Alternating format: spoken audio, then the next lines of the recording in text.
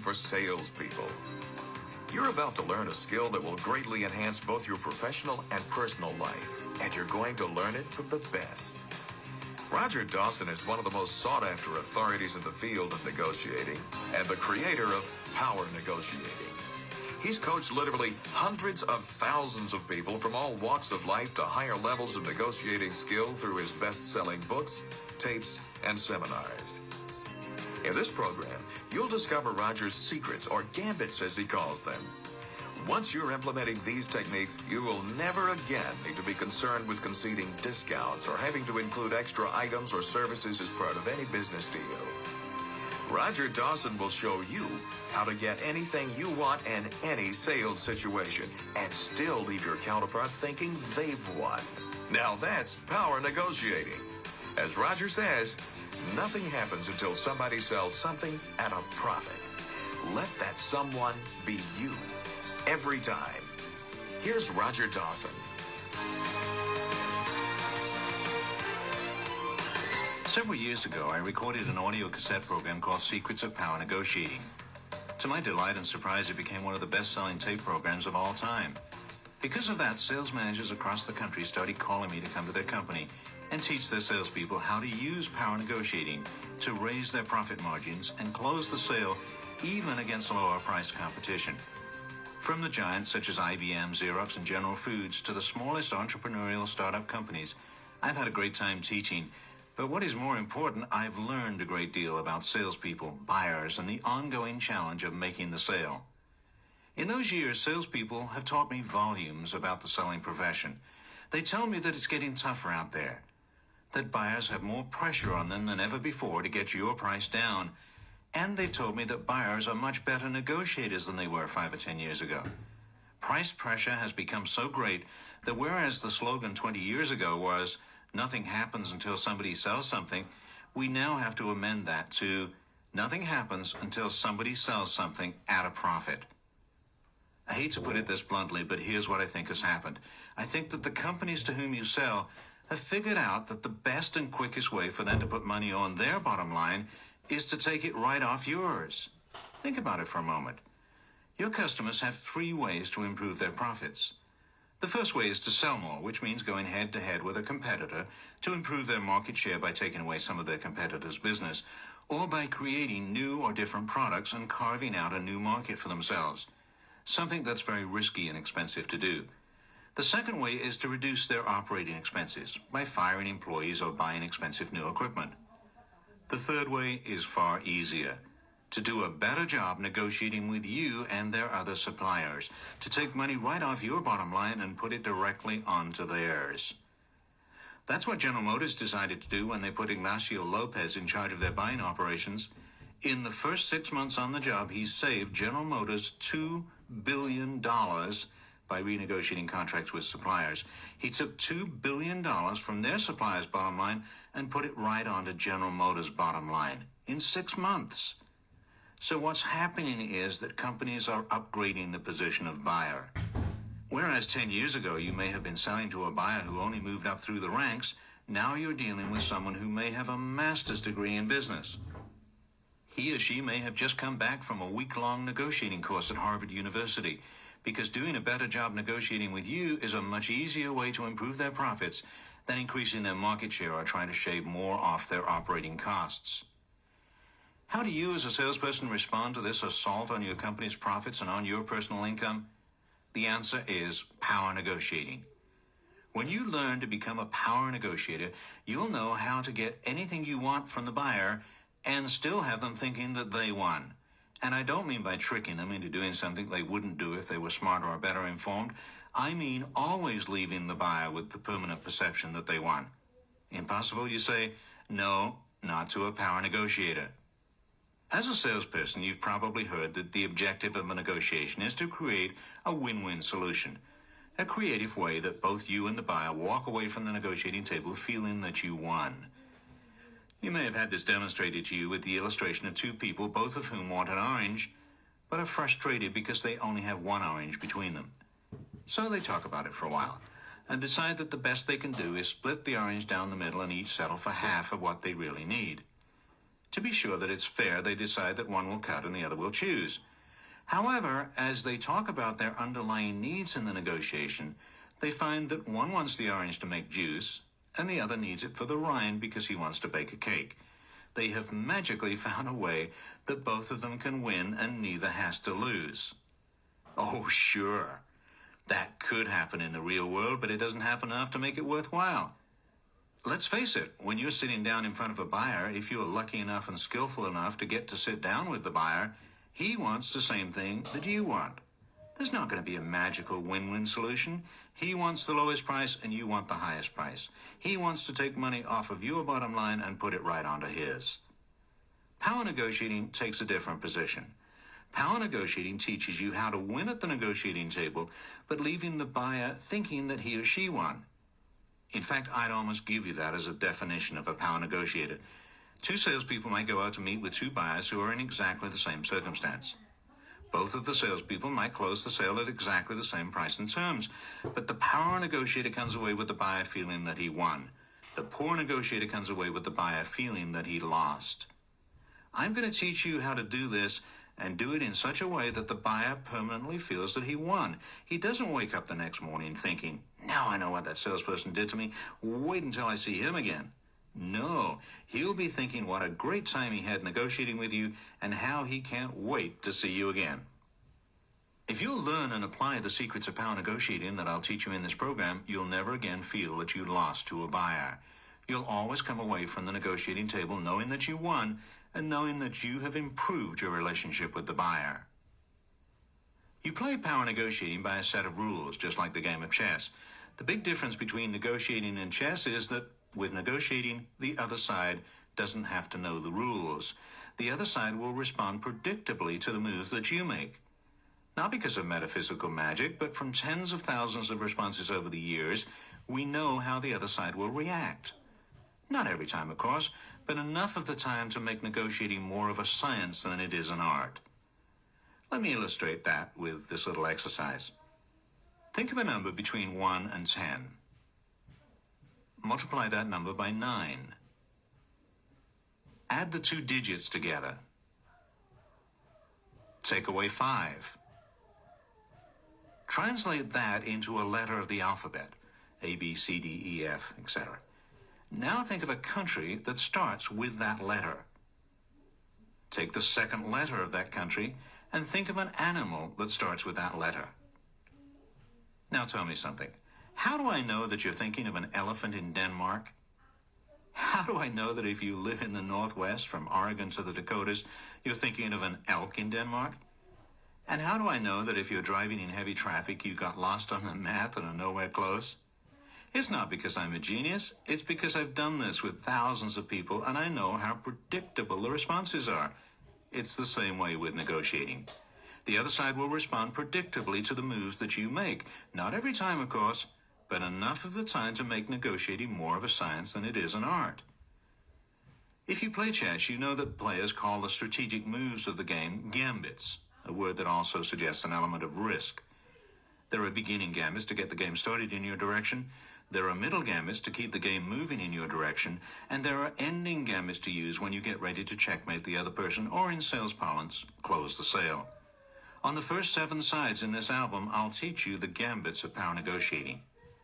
First, you'll learn the beginning gambits, the things that you do in the early stages of your contact with the buyer, to be sure that you're setting the stage for a successful conclusion. This is critical because as the negotiation progresses, you'll find that every advance will be dependent on the atmosphere that you created in the early stages. The demands that you make and the attitude you present must be part of a carefully laid plan that encompasses all elements of the negotiation. Your opening gambits, based on a careful evaluation of the buyer, the market, and the buyer's company, will win or lose the game for you. Then I'll teach you the middle gambits that keep the momentum going in your direction. During this phase, different things come into play. The moves made by each side create currents that swirl around the participants, pushing them in different directions. You'll learn how to respond to these pressures and continue to master the game. Finally, I'll teach you the ending gambits that close the sale with you getting what you want, but the buyer feeling that he or she won. The last few moments can make all the difference. Just as in a horse race, there's only one point in the contest that counts, and that's the finish line. As a power negotiator, you'll learn how to smoothly control the process right down to the wire. So let's start learning the beginning negotiating gambits. Rule number 1 is, ask the buyer for more than you expect to get. Henry Kissinger went so far as to say, effectiveness at the conference table depends on overstating one's demands. Isn't that interesting? One of the world's great international negotiators openly says that if you're planning to negotiate with him, you should expect him to ask for more than he thinks he'll get from you. Remember that if you were thinking, my buyers are not stupid. They'll know the minute I ask for more than I expect to get. Even if that were so, it's still an excellent negotiating principle. Think of some of the reasons why you should ask for more than you expect to get. Why, if you are convinced that the buyer wants to spread the business around, should you still ask for it all? Why should you ask for full list price even if you know it's higher than the buyer is paying now? Why should you ask the buyer to invest in the top of the line even when you're convinced they're so budget conscious that they'll never spend that much? Why should you assume that they'll want to buy your extended service warranty even though they've never done that in the past? If you thought about this, you probably came up with a couple of good reasons for asking for more than you expect to get. The obvious answer is that it gives you some negotiating room. You can always come down, but you can never go up on price. When we get to ending negotiating gambits, I'll show you how to nibble for more. Some things are easier to get at the end of the negotiation than they are at the beginning. What you should be asking for is your MPP. Your maximum plausible position. This is the most that you can ask for and still have the buyer see some plausibility in your position. The less you know about the other side, the higher your initial position should be, for 2 reasons. First, you may be off in your assumptions. If you don't know the buyer or his needs well, he may be willing to pay more than you think. The second reason is that if this is a new relationship, you'll appear much more cooperative if you're able to make larger concessions. The better you know the buyer and his needs, the more you can modify your position. Conversely, if the other side doesn't know you, their initial demands may be more outrageous. If you're asking for far more than your maximum plausible position, imply some flexibility. If your initial position seems outrageous to the buyer and your attitude is take it or leave it, you may not even get the negotiation started. The buyer's response may simply be, then we don't have anything to talk about. However, you can get away with an outrageous opening position if you imply some flexibility. You might say, we may be able to modify this position once we know your needs more precisely, but based on what we know so far about the quantities you'd be ordering, the quality of the packaging, and not needing just-in-time inventory, our best price would be about $2.25 per widget. At that, the buyer will probably be thinking, well, that's outrageous. But he does seem flexible, so I'll spend some time negotiating with him and see how low I can get him to go. Here's the problem for you as a salesperson. Your real MPP is probably much higher than you think it is. We all fear being ridiculed by the other side, which is something I'll talk more about later when we discuss coercive power. We're all reluctant to take a position that will cause the buyer to laugh at us or put us down. So over the years, you have probably modified your MPP to the point where you're asking for less than the maximum price that the buyer would think is plausible. The second reason for asking for more than you expect to get will be obvious to you if you're a positive thinker. You might just get it. You don't know how the universe is aligned that day. Perhaps the patron saint of salespeople is leaning over a cloud looking down at you and thinking, wow, look at that salesperson for XYZ Industries. She's been working so hard for so long now. Let's just give her a break. So you might just get what you ask for. The third reason to ask for more than you expect to get is that it raises the perceived value of your product or service. When you show the buyer your printed price list, it imparts in his or her mind a subliminal value that he or she attaches to the item. Obviously, the effect is greater with an inexperienced buyer than it is with a seasoned pro, but the effect is always there. Let's explore that for a minute. Let's take the case of aspirin. Everybody knows that aspirin is aspirin, and that there is no difference between the popular name brand and the private label brands that you pick up at the chain drugstores. So if I tell you that the brand name costs $2 and the private label costs $1, which would you pick? I would assume the lower priced one. Now, what if I told you that the brand name is on sale today only for $1.25? Probably you're wavering on your decision. You know that both aspirins are the same, but now it's only 25 cents, and it does seem to be a bargain. Let me add one more thing. What if I gave you a reason for the brand name being more expensive? What if I told you that I believe that they make the brand name to higher quality control standards than the private label?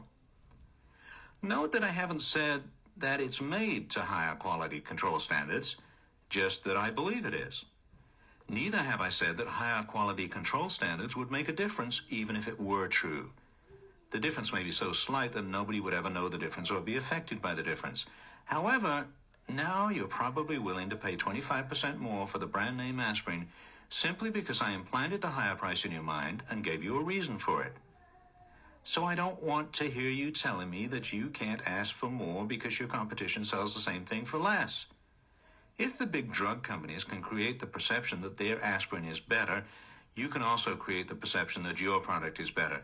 And one of the best ways to do this is to ask for a higher price. So the third reason for asking for more than you expect to get is that it raises the perceived value of the product or service. The fourth reason is that it's a great strategy for avoiding deadlocks caused by the conflicting egos of the negotiators. Take a look at the Persian Gulf War. Do you remember the Persian Gulf War? It was on CNN. What were we asking Saddam Hussein to do? Perhaps asking is not exactly the right word. President George Bush, in his State of the Union address, described our opening negotiating position by using a beautiful piece of alliteration probably written by Peggy Noonan. He said, "I'm not bragging, I'm not bluffing, and I'm not bullying. There are three things this man has to do. He has to get out of Kuwait. He has to restore the legitimate government of Kuwait. Don't do what the Soviets did in Afghanistan and install a puppet government. And he has to make reparations for the damage that he's done." That was a very clear and precise opening negotiating position. The problem was that this was also our bottom line. It was also the least for which we would settle. No wonder the situation deadlocked. It had to deadlock because we didn't give Saddam Hussein room to preserve his ego. If we'd have said, okay, we want you and all your cronies exiled, we want a non-Arab neutral government installed in Baghdad, we want UN supervision of the removal of all military equipment, in addition, we want you out of Kuwait, the legitimate Kuwaiti government restored, and reparation for the damages that you did. Then we could have gotten what we wanted and still let Saddam Hussein salvage his ego. I know what you're thinking. You're thinking, Roger, Saddam Hussein was not on my Christmas card list last year. I don't care if his ego deflates like a balloon that's been stuck with a hat pin. I agree with that. However, it creates a problem in negotiation. It creates deadlocks. From the Persian Gulf scenario, you could draw one of two conclusions. The first, and this is what Ross Perot might say, is that our State Department negotiators are complete blithering idiots. What's the second possibility? Right, that this was a situation where we wanted to create a deadlock because it served our purpose. We had absolutely no intention of settling for just the three things that George Bush asked for in his State of the Union address. General Schwarzkopf, in his autobiography, It Doesn't Take a Hero, said, "The minute we got there, we understood that anything less than a military victory was a defeat for the United States. We couldn't let Saddam Hussein pull 600,000 troops back across the border, leaving us wondering when he would choose to do it again. We had to have a reason to go in and take care of him militarily." So that was a situation where it served our purpose to create a deadlock. What concerns me is that when you're making a presentation to a buyer, you are inadvertently creating deadlocks because you don't have the courage to ask for more than you expect to get. There's a fifth reason to ask for more than you expect to get, and it's the reason power negotiators say that you should do it. It's the only way that you can create a climate where the buyer feels that he or she won. If you go in with your very best offer up front, there's no way that the buyer can negotiate with you and feel that they won. Inexperienced negotiators always want to start with their best offer. This is the salesperson who is saying to their sales manager, "I'm going out on this big proposal today, and I know that it's going to be competitive. I know that they're getting bids from people all over town. Let me cut the price up front, or we won't stand a chance of getting the order." Power negotiators know the value of asking for more than you expect to get. It's one of the key ways that you can create a climate where the other side feels that they won. In highly publicized negotiations, such as when the baseball players or airline pilots go on strike, The initial demands that both sides make are absolutely outrageous. I remember being involved in a union negotiation where I could barely believe the initial demands. The demand of the union was to triple the wages of the employees. The opening demand of the company was to make it an open shop. In other words, a voluntary union that would have the effect of destroying the power of the union at that location. However, power negotiators know that the initial demands in these type of negotiations are always extreme, so they don't let it bother them. They know that as the negotiations progress, they will work their way in toward the middle, where they will find a solution with which both sides can live. Then they can both call a press conference and announce that they won in the negotiations. So particularly with egotistical buyers, always leave some room to let them have a win. Power negotiators always ask for more than they expect to get. So let's recap the 5 reasons for asking for more than you expect to get. 1, it gives you some negotiating room. You can always come down, but you can never go up. 2, you might just get it. 3, it raises the perceived value of your product or service. 4, it avoids deadlocks caused by the conflicting egos of the negotiators. And 5, it creates a climate where the other side can win. Let me tell you a fable about asking for more than you expect to get. There was once a very old couple who lived in a dilapidated thatched hut on a remote Pacific island. One day a hurricane blew through the village, demolishing their home. Since they were much too old and poor to rebuild the hut, the couple moved in with their daughter and her husband. This arrangement precipitated an unpleasant domestic situation, as the daughter's hut was barely big enough for herself, her husband, and their 4 children, let alone the in-laws. The daughter went to the wise person of the village and asked, "Whatever will we do?" The wise person puffed slowly on a pipe and then responded, "You have chickens, don't you?" "Yes," she replied, "we have 10 chickens." "Then bring the chickens into the hut with you." This seemed ludicrous to the daughter, but she followed the wise person's advice. The move naturally exacerbated the problem, and the situation was soon unbearable, as feathers as well as hostile words flew around the hut. The daughter returned to the wise person, pleading again for advice. "You have pigs, do you not?" "Yes, we have 3 pigs." "Then you must bring the pigs into your hut with you." That seemed to be ridiculous advice, but to question the wise person was unthinkable, so she brought the pigs into the hut. Life was now truly unlivable, with 8 people, 10 chickens, 3 pigs sharing one tiny noisy hut. Her husband was complaining that he couldn't hear CNN over the racket. The next day, the daughter, fearing for her family's sanity, approached the wise man with a final desperate plea.